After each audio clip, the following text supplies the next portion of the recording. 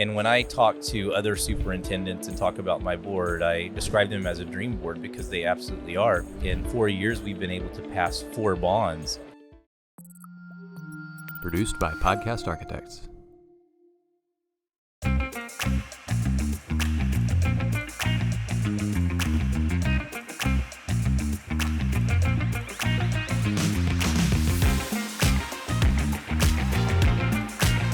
Welcome back to another episode of The Path Forward. We're here at TexED Con in Dallas 2023. I have a special guest, Superintendent Seguin ISD, Dr. Matthew Gutiérrez, friend of the show, innovator, superintendent. Welcome to the show. Thank you. Thanks for having me on again. Well, you've got some exciting news, bittersweet news, let's call it Very that. bittersweet news. And I know we've connected a long time ago through a colleague, and I've followed you, learned quite a bit from you about innovation, messaging, working with communities. And your community of Seguin ISD was your first superintendency. You've been there 7 years. What does that district mean to you, and what will it always mean to you? Seguin ISD is certainly very special to me. And when I went to the central administration that includes our maintenance and child nutrition team, the day after I was appointed as chief of schools with Leander ISD, I had the entire group come in so that I could share this news. And I never imagined how hard it was going to be departing Seguin ISD, but I think that's how it is when you're loved by a community, and when you love hard back.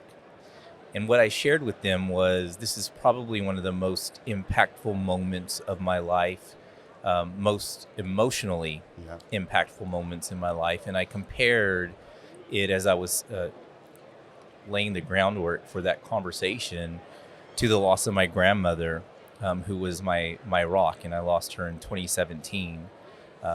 And I compared this to being second to that. And so it was excruciatingly painful to get to the point in making that decision, but it was also excruciatingly painful to get to the point where it was my last day in the school district on Tuesday. Officially, it's today.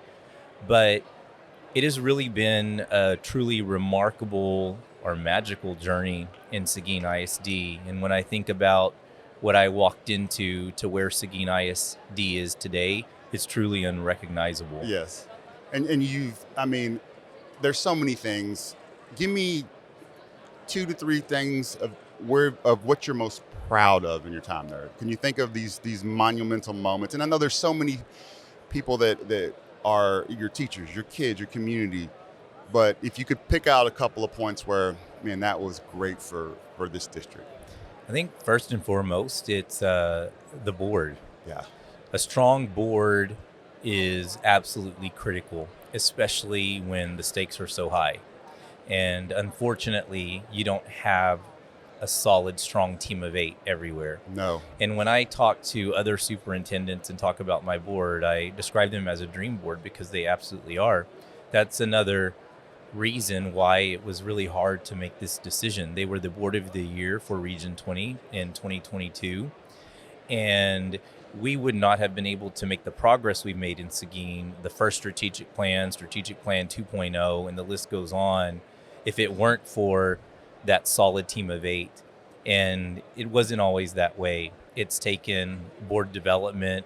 It's taken a strong, trusting relationship with me, and also just being open and honest with one another. Right. But it's because of that strong team of 8 that we've been able to achieve so much in Seguin ISD. So I would certainly say that is probably first on my list. And I'd say the next thing is to be able to build a community support. When I came to Seguin, we weren't telling our own story. People in the community were telling the story. There was a lot of distrust in the school district. We had completely ruined relationships with local county officials, business leaders. We had no partnerships. And so it's no wonder that the community struggled to pass bonds. Right. And so we spent a lot of time as an administrative team, as a team of 8, really working with our community, being more transparent, inviting people to the table. And fast forward to today, in 4 years, we've been able to pass 4 bonds That's great. I mean, in Seguin, think about that. a conservative community. And part of that is we had a football stadium in 2019 that was part of that bond package. And then in May of this year, it was a standalone baseball softball facility. So we've come a long way where the community believes that our students deserve the best and should have access to the best. And they are full on supportive of our staff, of our students, of the district.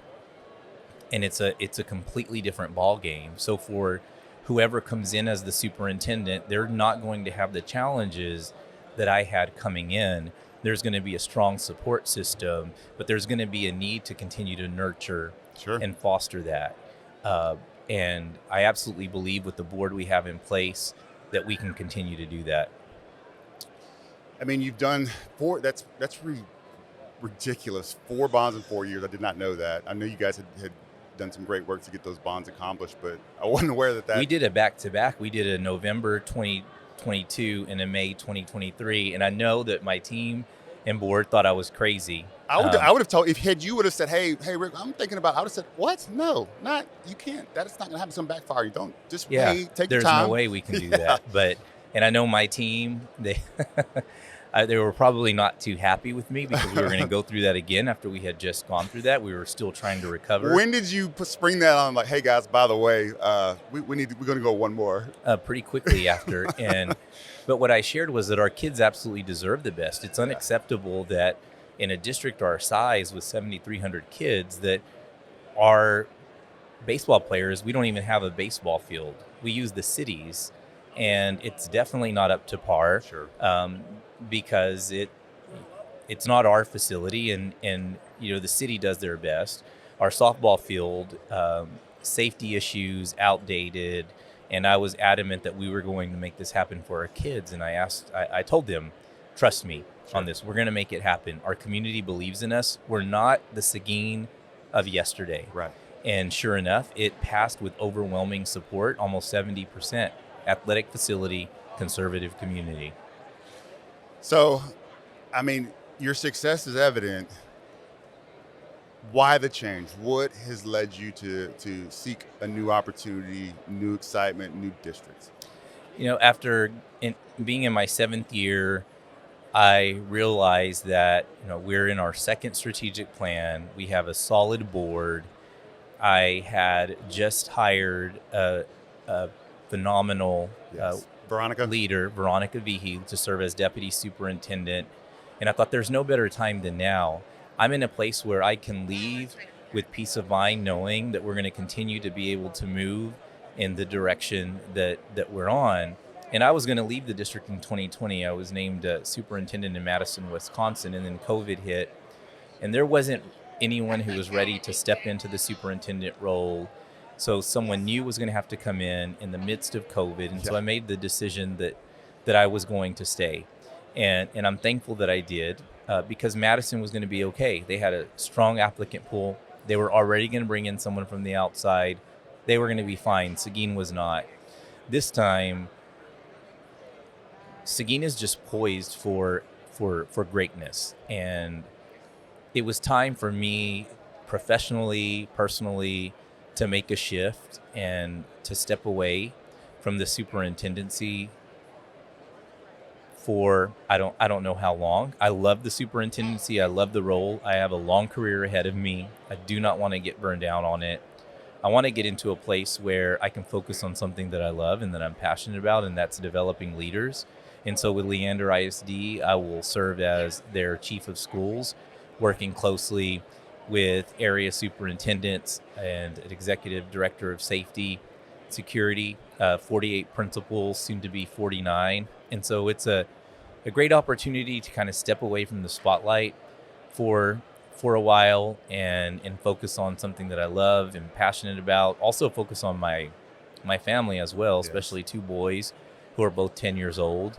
being the superintendent, I was not able to really give my all. No, you're And with everybody else's it kids. is. Yeah. And I was missing an awards assembly, and like, can someone on the team, can you go to the awards assembly? Can you go to this math and science night? Can you take the boys here and there? And I feel like it's a critical time in their lives, and however long or short this is going to be, it's going to be important for me to have some time to really invest in them.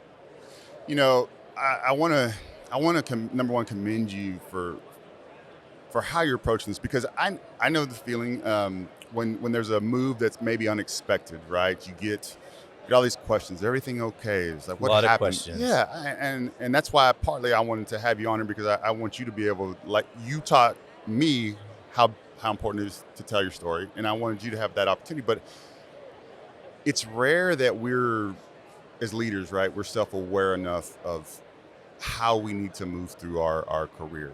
And you see it all the time where we jump at the next thing, or the bigger thing, or the first thing, and it's not the right move because we're jumping as opposed to really reflecting on what it is that we need to grow. And I think you should be commended for that, because that doesn't happen. That's very rare. And I mean, you see it in sports, athletes all the time to the very end, right? They're hanging on, and then their career goes for some other reason, they get injured. And for you to be able to say, you know what, this is my why at this point, and as long as it's right for me and my family and for what I need, then that's the right decision. So, man, that's pretty damn Thank you. courageous. Thank you. Seriously. I mean, And I've had a lot of questions when that announcement Of was course. made, a lot of texts like, are you okay? Is everything okay? Everything is absolutely okay. I'm leaving a place where I am loved, a place where I feel like we've been going through the grieving process for the last several weeks.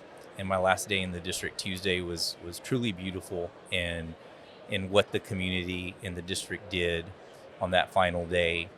But there's no better time Sure. to depart. And I have a solid board, supportive community. We've accomplished a lot. And so everything is absolutely okay. I'm looking forward to making this shift. It was a hard decision that I set on for some time, but it was the best decision. And I'm not stepping away from the superintendency forever. I love the role, and there will come a time when it's right. it's right, Yep. for sure. But it's also an interesting time in education, and so That's a great way to put it. It's crazy. And I still believe that advocacy is important, and I've been a strong advocate of public ed, very vocal, and that's one thing that is not going to change. What excites you about this new role, this new adventure? I mean, obviously Leander's a lot larger. You got a ton of principals. You're probably going to have more individual time with direct leadership and coaching and mentoring. What's getting you excited as you start to look ahead? One of the things I enjoyed the most about being superintendent was visiting campuses, interacting with students, interacting with teachers.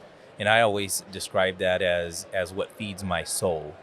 And to be able to do much more of that is something that excites me. To be able to commit the time on my calendar several days a week to being on campuses, Sure. interacting with principals, interacting with teachers, seeing the great things that kids are doing is what excites me the most. How would you characterize your style of coaching and mentoring the next generation of leaders? Like, what should somebody expect through your mentorship? I think one of the things, it's something that we should do, and unfortunately, for some leaders, it puts them in an uncomfortable position, and so sometimes we avoid having those constructive conversations. But Sure. you can have those in a way where people don't even realize that they're being coached through questioning, through conversation, through dialogue. You don't even have to guide that conversation. It can be guided by the person that you're coaching. And that's something that I look forward to just completely focusing on in this new role.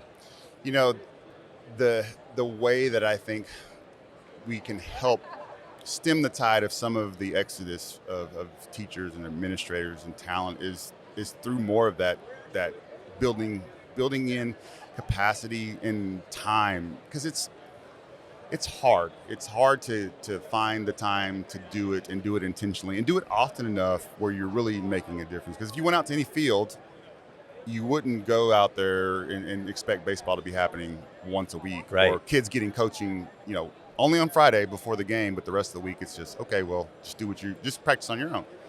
I think you're right. I think we've got to figure out a way to make and keep that a priority, regardless of all of the other stuff. You absolutely have to, because right now there's a mass exodus of teachers, especially, and oftentimes they're not leaving the schools or the district, they're leaving bosses. Yeah. And so we've got to keep that in mind. And what I appreciate about Leander's organizational structure is the support that our principals have from 4 area superintendents who solely focus on coaching principals, and they're very strategic in how they calendar. So there's a very intimate relationship between the area superintendent and the principal in a district of 43,000 students, and oftentimes in a district that size, that's not the case. Yep. In fact, when I was a principal in a district of about that size, I saw my supervisor during that 2 years maybe twice on my campus. Yeah. And thinking back when I was a principal in HISD, I was fortunate. I had a leader that was always around, always present. But it wasn't that way for everybody. And sometimes you're left. You feel like you're on an island, And You do. And you can't. You can never afford to have that for teachers and principals, but you surely can't afford to have it in this era of. Absolutely not. And the stakes are too high. You're an innovator. How do you bring some of that spark to your new teams? First, they're open-minded. There's an eagerness to not only work with me, but to learn from me, just as I'm eager to learn from them. But I'm looking forward to that opportunity to bring my leadership style, my experiences to that team, to the school district, and to be a value add. And I'm hopeful that I will be able, just as I have in prior districts, be able to make my mark through this special and unique opportunity I'll have to develop leaders. What's the first event that you want to go to? If you had, you're saying it was, even if it's out of season, what's the one thing that you just love to go to attend that students do? Well, I was a band nerd, and so one of the things I enjoy the most is just stepping into a music classroom, whether it's choir, orchestra, or band. That's one of the things I'm looking forward to. That's the great thing about public schools. We offer all of these enrichment opportunities for kids and to see kids thrive in those settings. Yeah. And in many cases, that's why kids are successful in school. That's why they go to school. That's why they excel, because it's that connectedness to a program, to a coach, to a director, to a teacher. Yeah, I was teasing you the other day when we were at the TASA event, when you came off stage. The only guy I know that got in better shape as a superintendent. I don't know how. I don't. Well, but so is that one of your releases, your mechanisms to think and to decompress, and how do you use your health to get away from it a little bit? Is that something that you do? Yeah, the job that we have, whether you're a teacher, principal, superintendent, is extremely demanding and stressful. And oftentimes we get so caught up in the work that we put ourselves second, third, or last. Yes. And it's important that we take care of our well-being, and in order to be on our A game every single day. And so for me as a leader, it's always been important to model that. And that's one thing that I've never sacrificed over the last 18, 19 years. One thing I do not plan to sacrifice at all. I have built in the time being superintendent in Seguin, which is a very demanding role. Sure. in that community. And I have to get creative at times, but it's one thing that I continue to not sacrifice. I think that's important. Are you a early morning before everything starts guy, or after? I wish. You're after? Life would be much easier, but it's fitting it in. Yeah, whenever. At the end of the day, evening, Oh my gosh. whenever I can. I don't. My wife's the same way. I don't know how y'all do it. After the fact, I was always just so like I don't know. I just didn't have it in me. I'm an early morning guy, so I could get up and go every morning. That's fine. But trying to wait, man, I've just never been able to. If I didn't make the early one, I knew I was going to be. You get that little guilt, and you're like, Yeah. oh man, I didn't go. But no, but that's very important. A lot of times we're the martyrs, right? We want to show how we're working. And it's true. And I've not taken care of myself at points in my career. But you're right. I mean, you can't serve other people if you're not your best, if you're not healthy. Right. And it's okay to miss something. Yeah.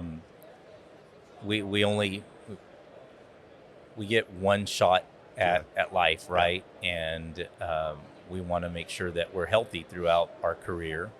And I still have a long career ahead, and I want to make sure that I'm healthy to be able to continue to do this job.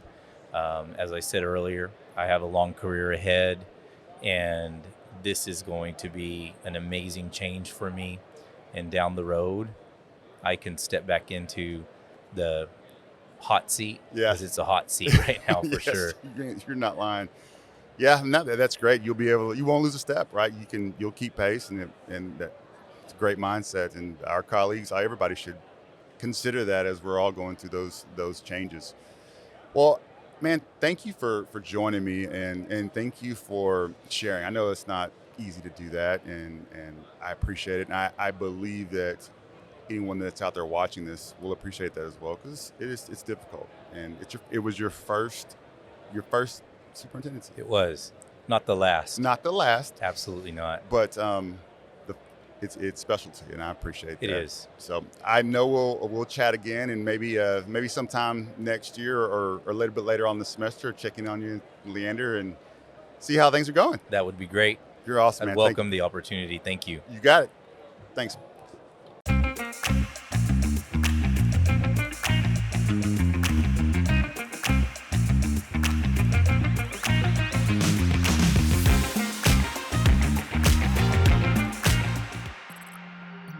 Produced by Podcast Architects.